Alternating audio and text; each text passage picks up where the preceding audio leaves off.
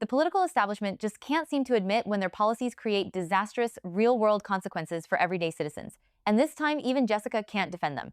Like, comment, and subscribe, and let's get into it. 68-year-old retiree and father Todd Stewart brutally stabbed to death in Northern California. The suspect, an illegal immigrant who was just released from jail one day before the murder. Reporters are Tom Homan going thermonuclear on the cowards who let this happen. There's nothing illegal against the sanctuary law in California for a deputy to just pick the phone up and say that, hey, this guy's being released in an hour. You don't have to hold him 1 minute longer than you would normally hold him. Just call us before we release him. It's common sense. So this person's dead because Governor Newsom and the state of California puts politics, hatred of President Trump over public safety. Proud that we signed one of the most comprehensive laws in the entire country. It prohibits law enforcement agencies from having formal agreements with ICE. That means unless a crime has been committed, ICE cannot use local cops for civil immigration enforcement.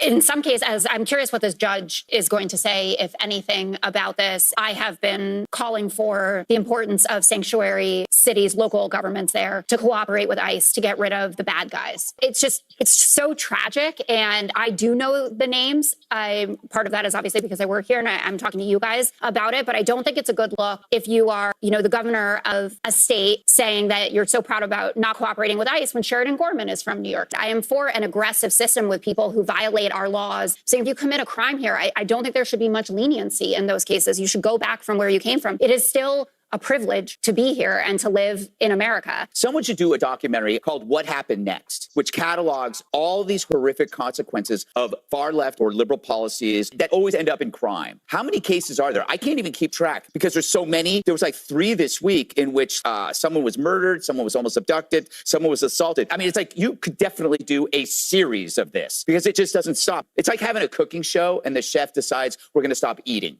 It doesn't work that way. This is why we're having this problem. I don't know how they can continue doing this. I guess it's because they do know they have blood on their hands. Gutfeld absolutely nailed the fundamental issue here. Public safety should never be sacrificed on the altar of partisan politics.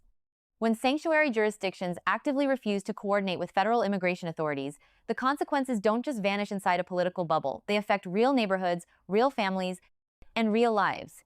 And Jessica's admission that she only knew about these specific victims because she works at Fox News is incredibly revealing. How many critical stories and real-world victims are quietly swept under the rug simply because their experiences don't fit the preferred narrative of legacy media networks?